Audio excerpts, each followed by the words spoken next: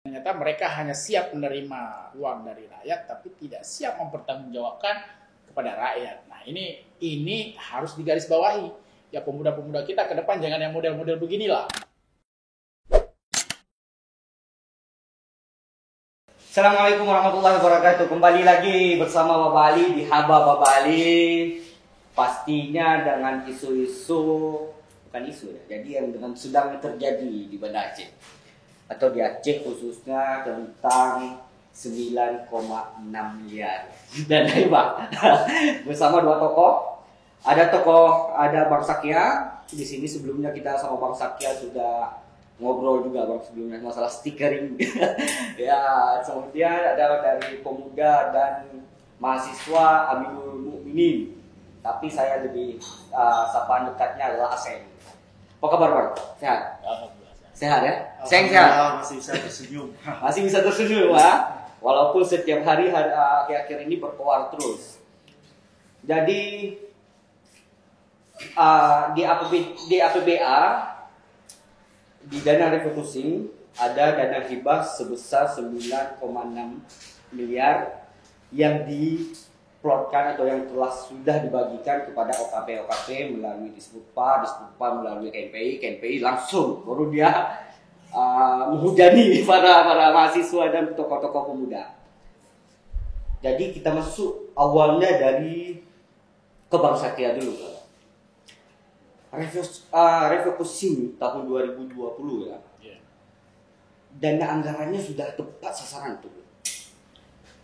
Iya, yang pertama soal refocusing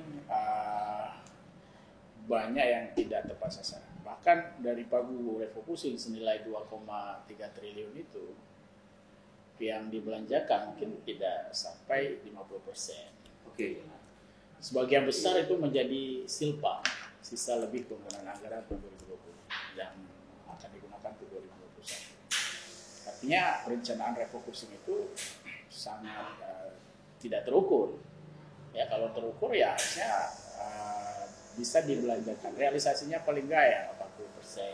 Ya, jangan 50% dulu kan? Ya, ini mungkin hanya 20% realisasinya. Terkait dengan soal dana hibah untuk OKP itu adalah bagian tak terpisahkan dari dana refocusing yang berjumlah 2,3 triliun tadi. Pagunya sendiri itu sebenarnya 15 miliar. Ya. Mungkin dalam proses penjaringan atau seperti apa yang dilakukan oleh tadi sekalian bukan dispar bukan dinas pemuda dan olahraga, bukan dispora sorry. Jadi realisasinya yang disalurkan ya, yang diberikan kepada OKP itu nilainya 9,6 miliar terhadap 100 OKP ya. Ya, tidak semua 100 juta, ada beberapa yang di bawah 100 juta. Itu udah tepat sasaran belum? Mungkin kalau tepat sasaran ya ada banyak tanda tanya lain ya untuk berbicara tepat sasaran. Ya, kalau memang disasar untuk dibagikan, kalau perspektif mereka ya tepat sasaran. Kalau begini. Tapi kalau berbicara kepentingan masyarakat, kepentingan publik, apakah penggunaan itu berkorelasi langsung dengan penanganan COVID? Belum tentu. Nah, jadi kalau berbicara tepat sasaran, penerima manfaatnya nanti siapa? Kalau ditujukan untuk penanganan COVID, artinya ada hasil ya yang terukur. Misalnya kasus COVID-nya menjadi turun. Tapi saya ingin cerita ya awal dari keluar atau meledaknya isu. Itu berawal dari awal saya memang sudah berusaha ya mendapatkan data itu. Kemudian saya berusaha menghubungi ya katakanlah orang dalam. Ada orang dalam juga kita ya. Akhirnya dapat datanya. Ya setelah dapat datanya itu memang saya nggak langsung publis. Ya sempat kita ini kan di media sosial. Kemudian kita publis lah di media sosial di akun Facebook waktu itu. Yang marah-marah dalam mobil. Oh enggak. Belum tuh. Enggak. Bukan. Yang itu sebelumnya ya. Ini memang OKP datanya yang kita publis ya. Kita tempel langsung ada 100 penerima. Setelah itu kemudian jadi ramai. Setelah itu kemudian Aseng berbicara di media. Ya. Sudah Ya. ada kan. Kemudian OKP lain baik yang menerima maupun yang tidak terima itu rame-rame kan berbicara. Ya bahkan kita dengar ada kampus yang memerintahkan BEM mengembalikan. Jadi rame lah. Jadi big wave ya menimbulkan gelombang besar dari isu OKP ini. Nah, jadi itu. Kalau berbicara soal sudah tepat sasaran, seperti saya katakan tadi, ini berbicara penanganan COVID, ya sesuai dengan SK hibah yang ditandatangani oleh Gubernur, memang peruntukannya adalah untuk penanganan COVID. Kalau berbicara penanganan COVID, itu ada 3 ya sesuai dengan ketetapan pemerintah pusat, Permendagri. Itu yang pertama penanganan kesehatan, yang kedua dampak ekonomi, yang ketiga dampak sosial. Nah, kita lihat teman-teman OKP itu hanya melakukan kegiatan copy paste. Misalnya bagi-bagi sembako. Pemerintah Aceh itu Ya karena kebetulan waktu itu ada bencana alam ya. Enggak juga. Banjir itu? Ya kebetulan yang di kawasan banjir Aceh Utara dan Aceh Timur. Tapi yang banyak di Banda Aceh, di Aceh Besar, di PD nggak banjir, ya dibagi ke sembako, bagi masker.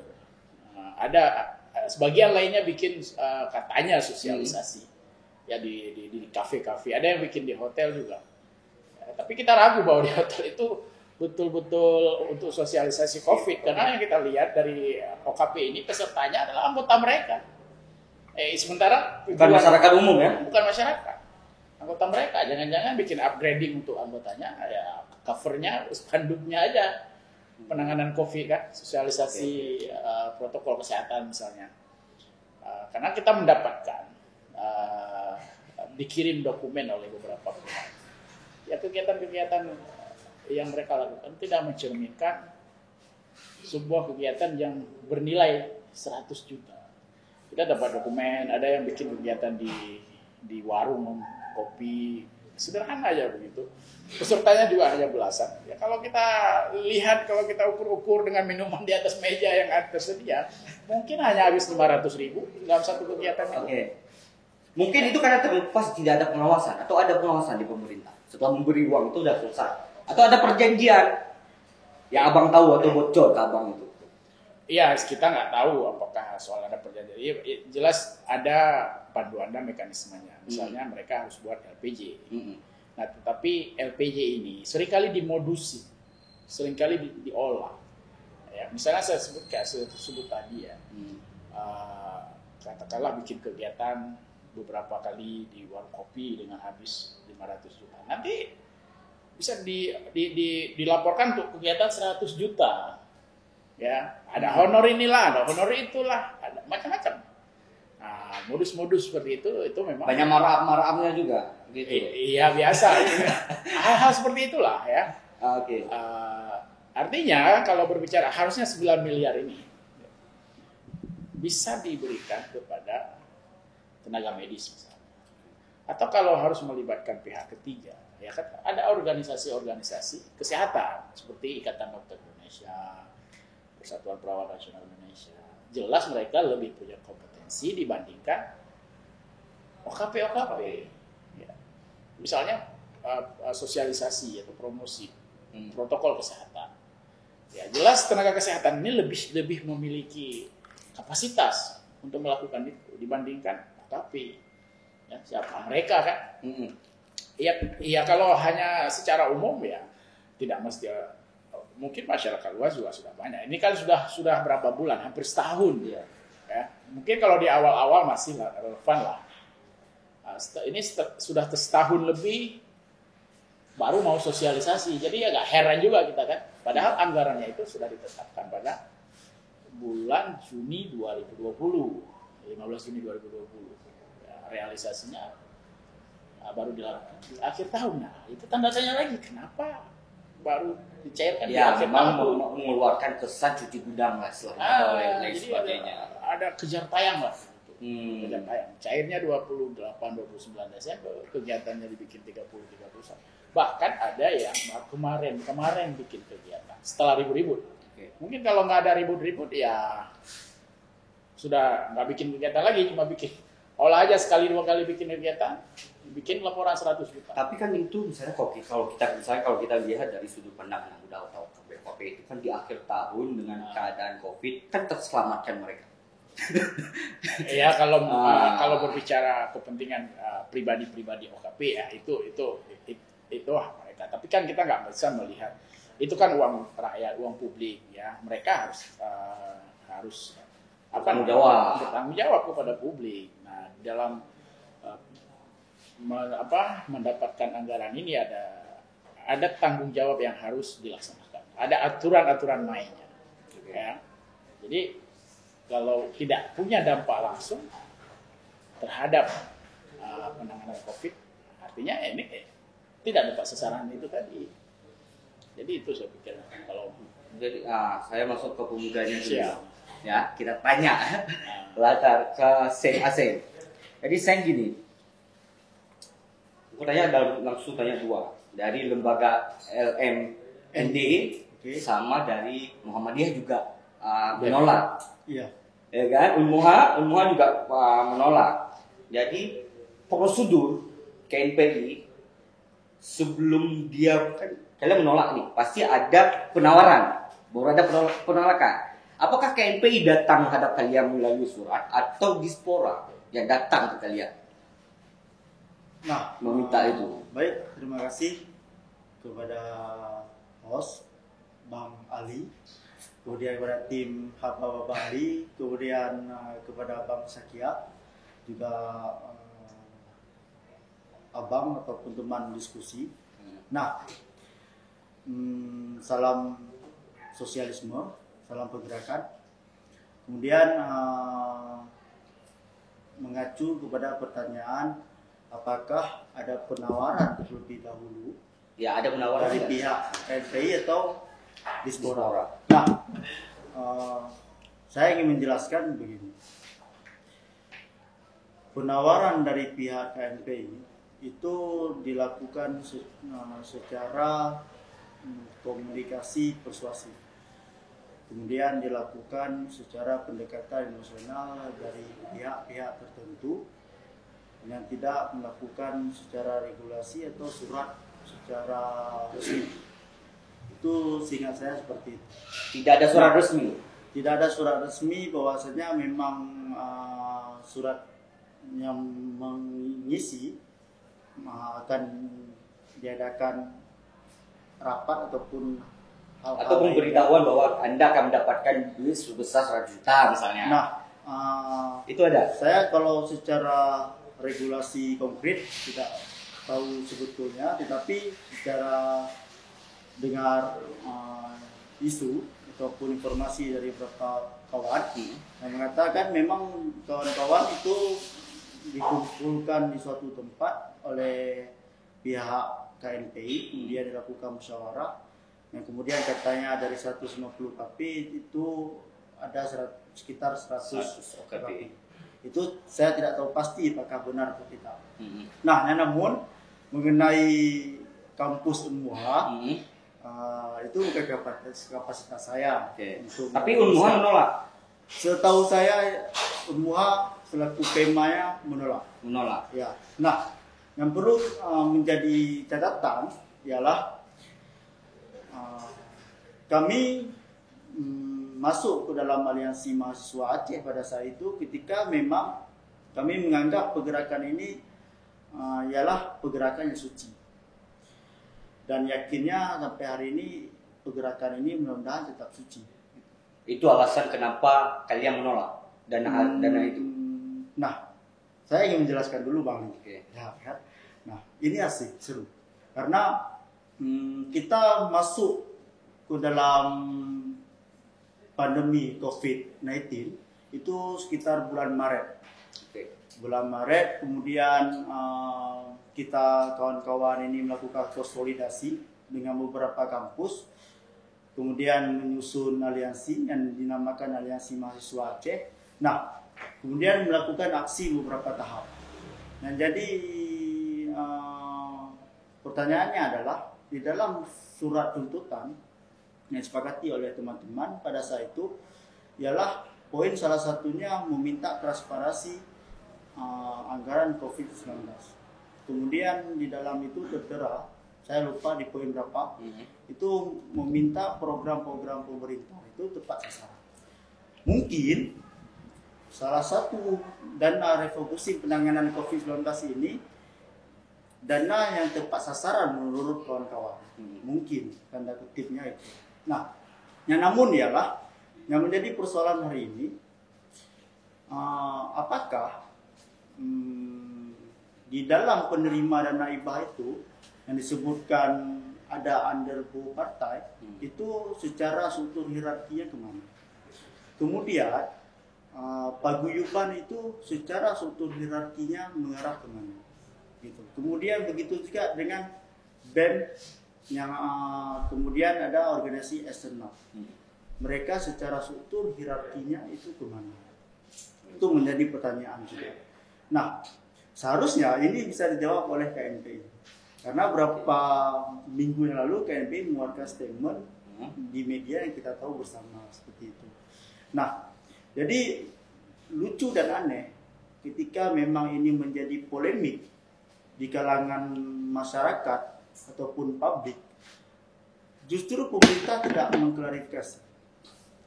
Nah, seharusnya pemerintah salah satu tugasnya adalah mencerdaskan kehidupan bangsa.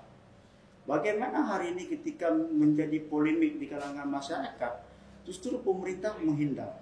Jadi narasi saya ketika di beberapa media, saya menyampaikan bahwasanya ada hubungan intim antara pihak pemerintah dengan organisasi kepemudaan dan mahasiswa. Nah, biasanya orang yang sudah berhubungan intim, ya kan, itu mereka bakalan menghindar agar tidak ketahuan. Nah, bisa jadi ini hubungan intim yang sangat mesra seperti itu. Tapi hubungan intim dengan pemerintah bisa jadi seperti itu, ya kan? Nah, ini masih kemungkinan.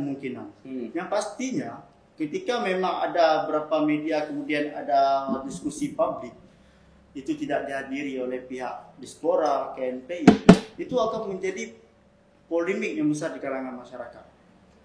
Karena ketika memang menjadi polemik, tugas dari pemerintah adalah meluruskan dengan cara mengklarifikasi agar kebenaran itu kemudian yang menjadi pertanyaan di kalangan masyarakat itu terjawab.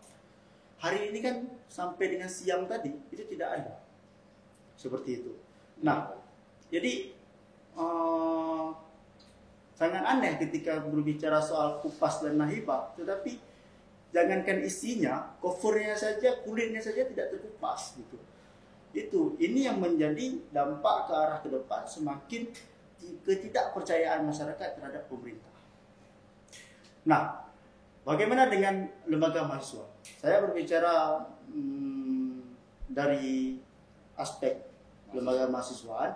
Nah, kita berbicara soal independensi, kemudian soal etis tidak, gitu. Relevansi tidak, efektivitas tidak, gitu. Ketika memang lembaga mahasiswa menerima ini. Nah, ketika memang dana ini dipergunakan tidak tepat sasaran, seperti yang katakan Mas Akia tadi itu, pembagian sembako, kemudian pembagian masker. Nah, kita tidak lagi masuk ke dalam fase sosialisasi COVID-19, gitu. Kita sudah masuk ke dalam fase vaksinisasi, gitu. Jadi ini bukan bencana alam loh, ini bukan banjir. Ini satu wabah penyakit yang tidak terlihat dengan one win-win solutionnya ialah memang 3M yang hari ini dikampanyekan oleh pemerintah. Tetapi fase hari ini yang sudah masuk bulan 1 ialah vaksinisasi imun untuk kekebalan tubuh perorangan gitu. Nah, kemudian inilah yang mungkin bisa jadi salah satu keberhasilan pihak pemerintah melakukan propaganda terhadap sesama mahasiswa ketika memang gagal ataupun tidak berkompeten untuk menangani COVID-19 ini, gitu. Seperti Mas Akia bilang tadi. Nah, makanya semakin ke arah jauh, makanya sehingga kawan-kawan mahasiswa akan menimbulkan ketidakpercayaan dari kalangan masyarakat seperti itu. Baik, aku potong dikit. Oke. Jadi kan orang yang intelektual, paham, menurut pemerintah mungkin melihat mahasiswa yang dapat mengkampanyekan COVID kepada masyarakat jauh dengan caranya mereka, karena mereka kan mahasiswa pasti kreatif Bang. Ya. Mungkin punya cara tersendiri untuk menyampaikan bagaimana COVID, bagaimana mengatasi dan tetap sosialisasi tentang COVID lah. Makanya dia boom itu. Sedangkan 100 juta untuk mahasiswa, kalau saya zaman dulu Bang, 100 juta udah gede-gede banget tuh. Udah gede itu jumlah besar. Mereka sudah bisa keliling Aceh untuk mengkampanyekan itu seharusnya. Kalian kenapa tetap menolak mahasiswa melakukan hal itu? Nah, yang pertama ialah dari kawan-kawan elemen itu sendiri ialah komitmen politik kami menolak tawaran dari pemerintah, itu dari kesepakatan kawan-kawan bersama. Yang kedua adalah kami takut ataupun meragukan adanya unsur-unsur politik yang akan digiring ke arah politisasi nantinya. Itu yang kawan-kawan hindarkan hari ini. Nah, itu yang kedua. Yang ketiga adalah tidak elok ketika awalnya kita mengkritisi pemerintahan, kemudian kita juga memakan uang rakyat. Seperti itu. Baik, gini Bang, mahasiswa ini, teman-teman kita mahasiswa, mahasiswa ini, apakah tidak pantas untuk merealisasi dana itu dan kapasitas mahasiswa hanya untuk berkuar-kuar tuh demo aja, atau mereka pantas juga untuk hal itu?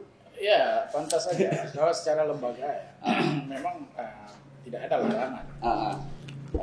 Lembaga mahasiswa, lembaga OKP untuk menjadi mitra pemerintah. Baik. Ya, termasuk dalam penanganan COVID, sah-sah saja.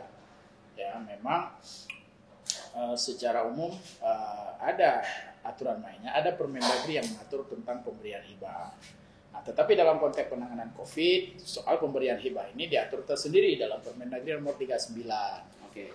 Permendagri nomor 39 itu disebutkan lembaga yang bisa diberikan hibah itu adalah lembaga yang memiliki track record atau evidence base. Ya. Mereka sudah punya pengalaman lah untuk dalam kegiatan yang mau dilakukan, ya bukan tiba-tiba baru begini kita langsung dilakukan. Mereka punya pengalaman sebelumnya, misalnya untuk sosialisasi protokol kesehatan. Nah, mereka punya pengalaman. Ya katakanlah yang berpengalaman itu siapa kalau bukan organisasi dari para medis, tenaga medis. Ya. Kemudian mereka punya sumber daya untuk itu. Nah, tapi kita lihat kan OKP yang menerima mahasiswa, ya memang terlibat sebelumnya dalam COVID mungkin ya bagi-bagi masker. Tapi kan problemnya kalau itu mau dilakukan harusnya ya pertengahan tahun lah. Bukan di waktu seperti dikatakan tadi, fasenya sekarang bukan lagi fase sosialisasi. Dulu di saat dibutuhkan sosialisasi yang masif, pemerintah tidak hadir. Bahkan puskesmas itu secara mandiri, secara swadaya melakukan sosialisasi. Tapi mereka hanya mampu 2-3 hari saja. Karena mereka tidak punya biaya, pemerintah tidak mensupport. Nah, kan aneh. Operasionalnya tidak lengkap ya? Iya, pada saat dibutuhkan sosialisasi yang masif, pemerintah lupa, tidak melakukan itu, tidak menganggarkan anggaran. Tapi ketika fase yang sudah berjalan dalam waktu jauh, sudah akhir tahun lagi, dipaksakan dicairkan di penghujung tahun, semacam kejar tayang. Bagi mahasiswa orang kaget. Jadi itu tanda-tandanya. Ada apa sebenarnya? Kok tiba-tiba di ujung tahun, tiba-tiba dicairkan, harus diselesaikan dalam waktu singkat. Yang namanya pekerjaan buru-buru itu tidak ada ya ideal hasilnya. Ya, makanya kita mendapatkan realitas di lapangan. Saya banyak kirim foto dokumentasi kegiatan. Ya memang tidak layak untuk dipertanggungjawabkan.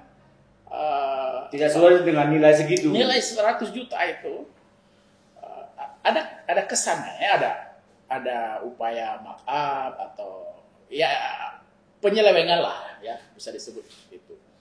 Ya memang mereka diwajibkan membuat LPG, tapi kan kita tahu LPG ini bisa saja ya dimodusin lah. Kita paham kan hal itu, kita paham. Ya itu yang harus jadi catatan kita. Kemudian soal layak tidaknya ya. Layak tidak. Kalau layak mungkin oke lah dari awal misalnya. Memang semangatnya ingin melibatkan pihak ketiga, katakanlah OKP dan mahasiswa. Anggaran ini sudah ditetapkan pada tanggal 15 Juni 2020. Ya, ini jauh hari. Sudah tersedia anggarannya pada saat. Kenapa? Kalau memang ini untuk supaya fair ya, supaya adil juga, silakan pemerintah mengumumkan request for proposal, open bidding, mengundang siapapun lembaga, baik OKP maupun mahasiswa, yang mereka memiliki konsep, memiliki gagasan untuk membantu pemerintah menangani COVID, mereka masukkan proposalnya. Nanti diseleksi, karena di target 150 lembaga, ya, berapapun yang masuk, yang terbaik, ya, dipilihlah 150 lembaga. Mereka yang kemudian melakukan sesuai dengan isi proposalnya. Ya. Kalau ini kan Duluan duit baru proposal. Duluan duit baru bikin kegiatan. Ya. Duluan duit bikin kegiatan dan kejar tayang. Kejar tayangnya. Jadi problemnya memang dia uang kaget di akhir tahun. Ya. Pada mahasiswa itu yang menjadi panas itu ya. Itu yang kemudian menimbulkan prasangka, menimbulkan sikap a priori baik dari kalangan sesama mahasiswa sendiri, sesama pemuda, sesama OKP, ya. Karena ada apa ini sebenarnya? Dan muncullah dugaan-dugaan. Misalnya dugaan ini sebagai upaya membungkam kelompok pemuda dan mahasiswa supaya tidak kritis lagi pada pemerintah. Nah, hipotesa itu tidak bisa juga kita bantah. Ya faktanya ketika misalnya rumah duafa dibatalkan. Oke. Dana bansos untuk masyarakat tidak disalurkan. Janji misalnya pemerintah Aceh akan mengirimkan 10.000 paket sembako ke Malaysia tidak ditunaikan. Insentif tenaga medis juga tidak ditunaikan waktu itu. Mereka diam 1000 bahasa, tidak bersuara. Padahal kita ada 2,3 T itu. Ya, itu soal di pemerintah. Nah, kita tidak mendengar ada suara dari kalangan OKP, dari kalangan kelompok mahasiswa. Memang sempat waktu itu Aliansi Mahasiswa Aceh menggelar aksi protes, ya. Tapi itu juga masanya nggak banyak. Artinya tidak solid juga kalau mahasiswa. Sebagian yang lain tidak mau. Nah, ini yang kemudian seakan-akan hipotesa ini adalah sebuah kebenaran. Karena ada indikasi-indikasinya. Ya, ketika misalnya kebijakan-kebijakan yang menzolimi rakyat, menzolimi, mengangkangi hak-hak masyarakat itu, kelompok-kelompok ini diam, tidak bersuara, tidak menentang pemerintah, tidak mengkritisi pemerintah sama sekali. Jadi itu yang hilang tanggung jawab itu. Ya, tanggung jawab moralnya kepada masyarakat, sense of crisis-nya terhadap penderitaan itu tidak ada sama sekali. Ya, mungkin kalau disebut tadi tepat sasaran bagi mereka, ya untuk kepentingan pribadi mereka, ya mungkin sangat tepat. Ya, bagi mereka sangat tepat. Tetapi pada saat yang sama, dalam anggaran yang sumber yang sama, refokusi, ada hak-hak rakyat yang tidak ditunaikan oleh pemerintah, mereka diam. Ya harusnya mereka merasa malu. Nah, ini yang rakyat yang lebih membutuhkan tidak diberikan oleh pemerintah. Tapi mereka sekarang urgensinya apa? Ya, kita nggak melihat ada urgensinya penanganan COVID oleh OKP. Ada yang lebih urgen apa? BLT untuk masyarakat. Masyarakat yang terdampak, tapi tidak ditunaikan oleh pemerintah. Nah, mereka nggak merasa malu. Itu yang kemudian bagi publik itu sesuatu yang tidak wajar. Bagi publik itu sesuatu yang harus dipersoalkan. Saya pikir seperti itu. Baik, terkait dengan mahasiswa ya. Iya, pemuda dan mahasiswa. Abang kan ada orang dalam nih. Nah, Tanya cerita dalam. Kan karena di balik cerita dalam dia memiliki cerita lain dia tuh. Cerita dari dalam. Cerita dari orang dalam. Ada isu nggak yang keluar yang mengklarifikasi karena seperti gini. Saya sebenarnya mau ada pihak diaspora di sini, ada pihak NPI di sini untuk kita mencerdaskan. Ya, itu yang diinginkan oleh teman-teman, ya, baik dari oleh publik lah ya.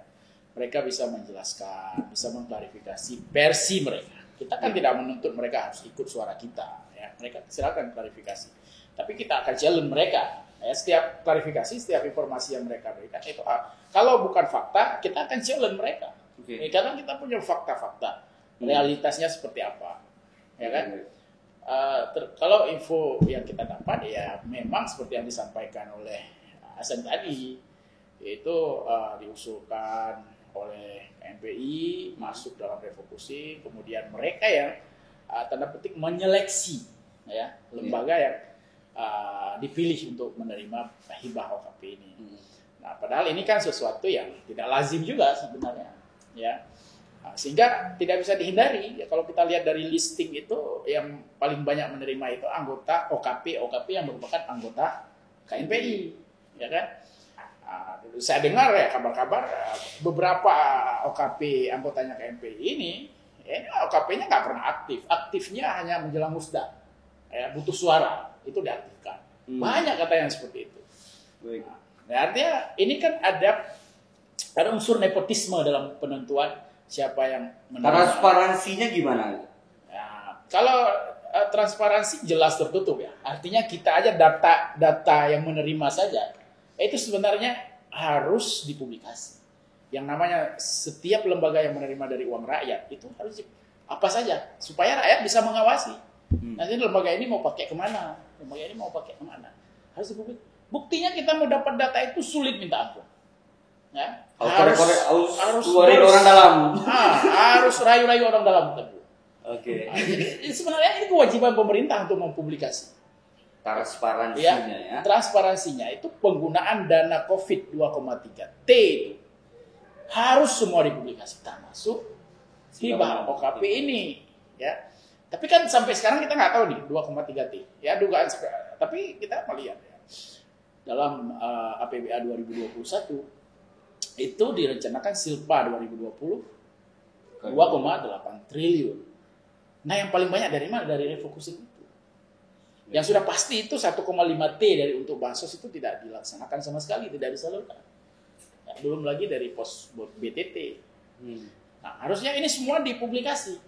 Ya kalau misalnya untuk pembelian alat kesehatan apa aja, berapa nilainya. Nah, ini kan harus ada program-program kerja yang tidak terlaksana, kenapa? Iya, misalnya. Kenapa jadi Silpa? Mereka harus berikan penjelasan ke publik.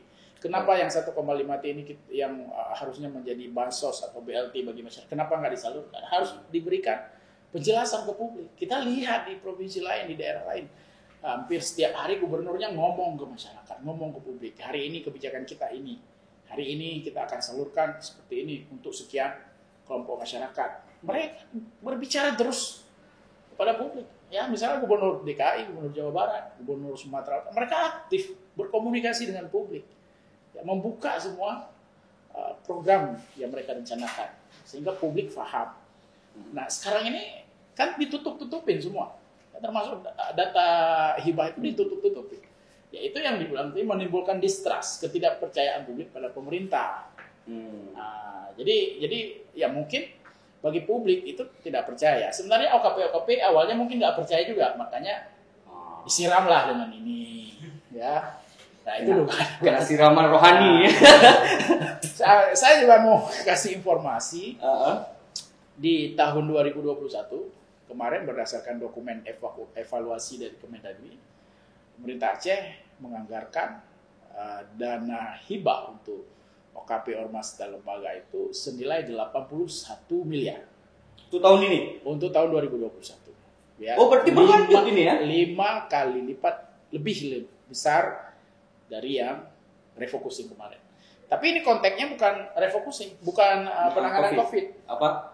Nah, jadi itu sudah ditempatkan anggarannya, ya penerimanya belum ditentukan, dan kita tahu bahwa di 2022 ada pilkada yang tahapannya dimulai dari 2021. Nah, ini yang kita khawatirkan akan ada upaya untuk mempolitisasi dana hibah ini, ya. Mengkapitalisasinya menjadi kerja-kerja pemenangan incumbent. Kok bisa bocor itu angka?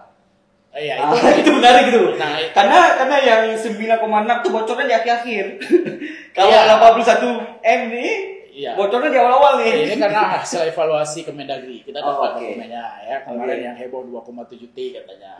Di situ ada juga penjelasan terkait dengan dana hibah. Dana hibah itu dari tiga kategori ya. Yang pertama, hibah untuk lembaga yang didirikan sesuai dengan peraturan perundang-undangan. Yang kedua, OKP ormas atau lembaga yang terdaftar atau memiliki surat keterangan terdaftar ya di tingkat provinsi maupun di tingkat kabupaten kota. Yang ketiga, lembaga yang melakukan kegiatan sosial kemasyarakatan. Jadi ada dari tiga kategori ini rekapnya itu 81 miliar 81 miliar. untuk 2021. Nah, apakah di pasca evaluasi Kemendagri kemarin nilainya berkurang atau bertambah? Nah, kita belum tahu. Kita tunggu keluar DPA-nya nanti. Oke. Jadi itu kenapa motif saya membongkar 81 M. enggak yang kemarin yang data Data 100 itu OKP. sehingga ini menjadi sorotan. Ya, harapan kita mudah-mudahan karena sudah menjadi sorotan luas, pemerintah bisa lebih tertib, lebih disiplin dan lebih taat lah, ya, tidak lagi mempolitisasi. Karena kalau dipolitisasi pasti akan terbongkar, pasti akan ketahuan. Nah, apalagi kalau misalnya mau digunakan untuk dalam rangka pemenangan pilkada kandidat incumbent misalnya, ya. Nah, itu motif kita. Kalau berbicara yang kemarin kan nggak mungkin lagi memang sudah disalurkan. Ya. Nah, ini berbicara bagaimana ke depan. Ya, itu harapan kita. Baik, saya masuk ke mahasiswa sedikit. Oke Bang Ali. Seng, sebagai mahasiswa, komunikasi dengan mahasiswa gimana? Nah, Dengan mahasiswa yang menerima ya?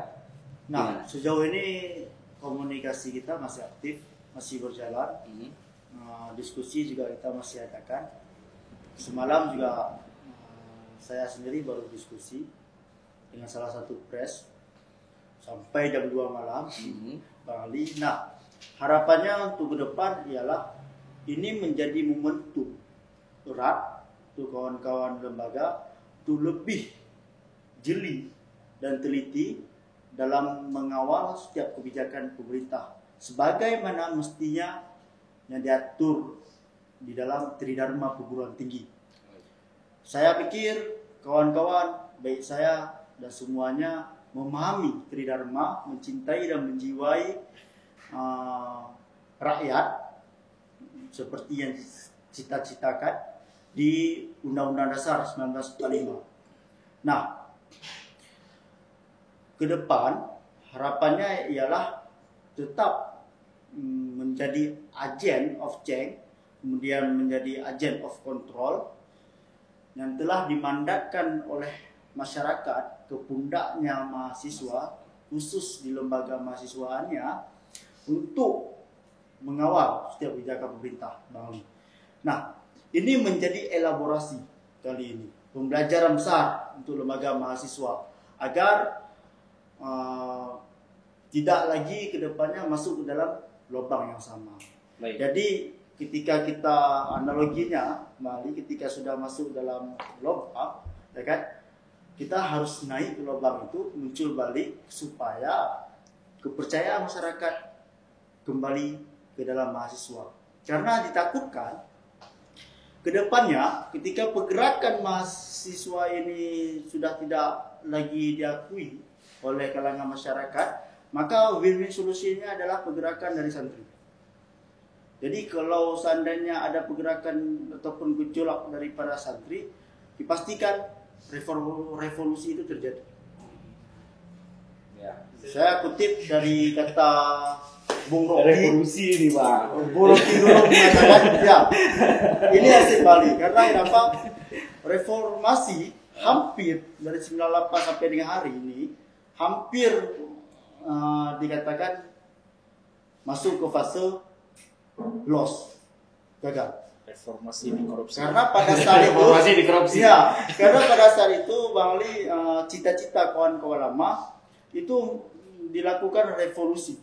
Tetapi karena revolusi dianggap kiri, ya kan, maka kawan-kawan lama menggantikan dengan yang namanya reformasi. Nah, hari ini reformasi ini lemah. Ke depan, kalau memang pemerintah tidak menjaga stabilitas keamanan negara, maka dipastikan revolusi itu akan terjadi, dan saya sendiri sangat mendukung. Mereka. Jadi merdeka dia. Baik. Tapi ada pengawasan sesama mahasiswa. Nah, kalian lakukan pengawasan terhadap mahasiswa, kan kalian nggak menerima nih. Nah, Pemuda-pemuda mahasiswa yang tidak Ya. menerima dana itu, yang katanya tidak jatuh ke lubang itu. Rasanya tadi kan mahasiswa banyak yang jatuh ke dalam lubang nih, ya kan? Jadi gimana pengawasan kalian? Mengontrol mereka. Fungsi kontrol. Fungsi kontrol. nah, dari kami sendiri untuk mengontrol kawan-kawan, ya kami lakukan komunikasi. Saya katakan tadi. Jadi Mengingatkan, ya. untuk kedepannya agar dari dana ini yang telah dilakukan melaksanakan beberapa kegiatan itu tepat sasaran. Kemudian kalau bisa itu dipublis ke publik melalui akun Instagram setiap lembaga. Itu cara terbaik mungkin. Itu pernah sampaikan oleh press, salah satu press yang ada pada Aceh, di salah satu talkshow juga Bang Ali. Itu sangat bagus. Jadi kita hari ini juga salah satunya sebagai lembaga yang mengajarkan pemerintah. Begini loh yang sebetulnya. Begini loh transparansinya sebetulnya. Itu juga Kalau contoh. hari ini kita tidak ada transparansi dari pemerintah, kapan lagi? Toh sudah 75 tahun kita merdeka. Tetapi apakah hari ini kita benar-benar merdeka? Seperti itulah gambarannya, Bang. Maka ketika memang kawan-kawan sudah saling mengingatkan ke depannya, kemudian nanti baru kita melakukan konsolidasi kembali untuk melakukan pergerakan yang lebih kuat dan erat. Dan tidak terperangkap ke dalam politik. Ya, pastinya seperti itu, karena Takutnya kan terperangkap nih. ya, seperti itu Bali. Baik. Nah, ke depan seperti Bung Syakia bilang akan ke arah pilkada. Nah, kita itu harus menjaga betul-betul independensi kelembagaan. Baik, yang terakhir Bang Satya. Ya. Ini sudah terjadi. Ya. Duitnya sudah habis. Ya, kita nggak tahu kemana. Jadi apa tindak laku sebagai saya sebagai masyarakat, mahasiswa, pemerintah juga, apa yang harus dilakukan untuk ke depan supaya tidak terjadi lagi? Ya, ini menyambung dari yang dikatakan Aseng tadi. Ini 2021. Perangkapnya juga sedang dipasang. Nah, perangkap itu di mana? Yang 81 miliar tadi. Nah, kita lihat nanti kelompok mana saja yang akan masuk perangkap ini. Ya, kalau Aseng bilang tadi dia sudah konsolidasi dengan teman-teman mahasiswa dan harapannya tidak masuk dalam perangkap itu, ya kan. Nah, ini yang harus diantisipasi. Ya, jadi jangan, karena ini sudah sudah terjadi, bahkan jadi polemik, jadi sorotan, bahkan akibat ulah segelintir OKP ya, dan lembaga mahasiswa itu muncul istilah-istilah negatif, stigma negatif terhadap kelompok mahasiswa dan kelompok pemuda. Misalnya pemuda bawah sertu, ya. Itu beredar di media sosial. Pemuda bawah sertu. Ya banyak, artinya banyak sekali stigma negatif yang ditimpakan, yang kena semua. Mereka nggak terima, kena juga. Ya, mereka apalagi melihat realitas, misalnya pergerakan mahasiswa hari ini dianggap tiara, ya, sangat dingin, ya. Padahal ada banyak permasalahan publik, ada banyak kebijakan-kebijakan yang kita perlu rakyat, tetapi tidak ditanggapi atau tidak direspon, ya, secara normalnya mahasiswa merespon persoalan kebijakan publik. Nah, itu yang terjadi. Nah, harapan kita yang kepada OKP yang sudah mendapatkan itu untuk mempertanggungjawabkan secara jelas, seperti dibilang tadi, harus akuntabel, dipublikasi aja, ya, nanti bisa kita challenge. Artinya kalau ada dari publikasi itu ada unsur manipulatifnya, itu pasti akan ketahuan. Ya, dengan perangkat teknologi sekarang ini, ya, kita akan dapatkan bukti-bukti itu. Jadi tidak usah ada upaya untuk menyembunyikan. Ya, lakukan saja publikasi LPJ-nya sesuai dengan yang dilakukan. Kalau ada indikasi olah-olah pasti akan ketahuan. Nah, Jadi tanggung jawab dunia dan akhirat nanti. Tanggung jawab dunia dan akhirat. Ya seperti itu. Jadi harapan kita ya kepada teman-teman pemuda dan mahasiswa, ya soal dana itu diterima itu memang bukan dananya pemerintah, itu uang rakyat. Ya. Jangan juga gara-gara dana ini diberikan, kemudian kritisnya hilang. Jangan kemudian kalau sudah diberikan nggak boleh bersuara lagi. Dia soal mengkritik, ada kebijakan ya kritik aja.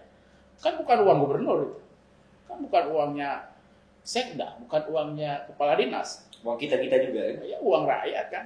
Nah jadi nggak seharusnya juga gara-gara mengharapkan ini tahun 2021 biar dapat hibah. Kemudian ada fakta di depan mata, ada realitas di depan mata kita di mana pemerintah berlaku zalim, kebijakannya memijak rakyat. Kemudian kita diam gara-gara berharap dapat hibah. Nah ini yang kita tidak harapkan. Jadi mudah-mudahan seperti yang disampaikan tadi, mahasiswa pemuda terkonsolidasi. Soal ada peluang menjadi mitra pemerintah, silahkan masuk secara profesional. Dan kegiatannya juga harus lebih jelas dan terukur. Jangan kesannya seperti kejar tayang di ujung tahun. Itu kayak orang cuci gudang. Cuci gudang. Nah, baik, kira-kira seperti itu. Kalau dari mahasiswa untuk mahasiswa. Apa yang mau disampaikan untuk kawan-kawan mahasiswa?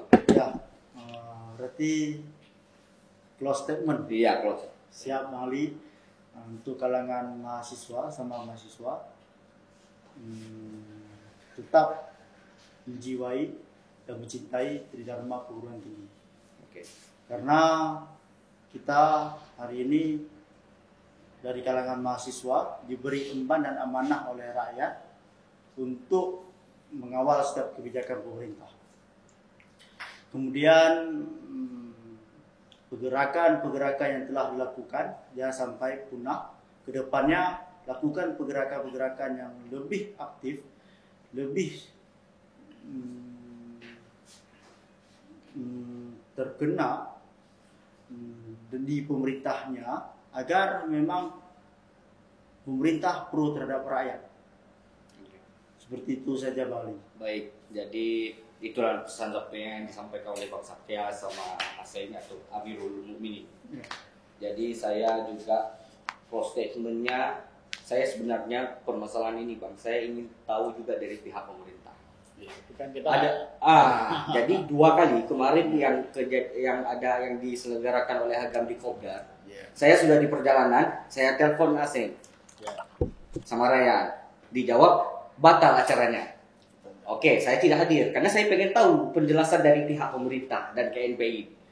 Kemudian hari ini tadi siang juga ada pertemuan di Unkupi.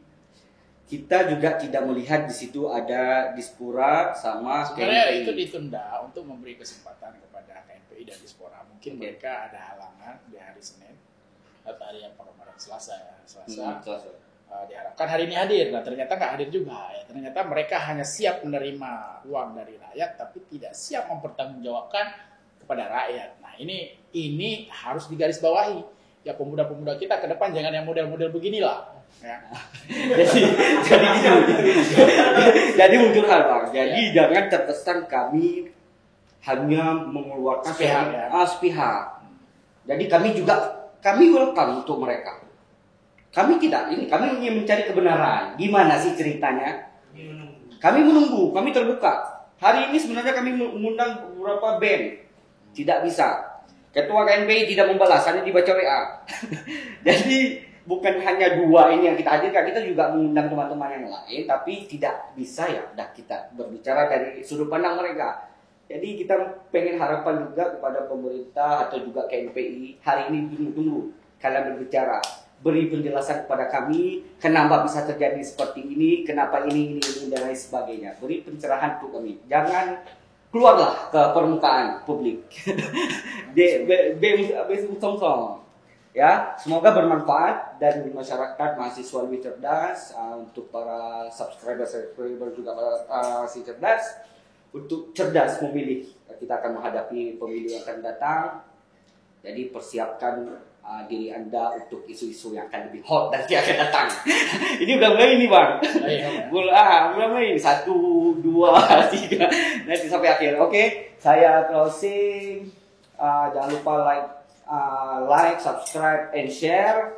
Komentar juga apa yang ingin disampaikan mungkin bisa dibaca oleh pihak-pihak yang dikomentari.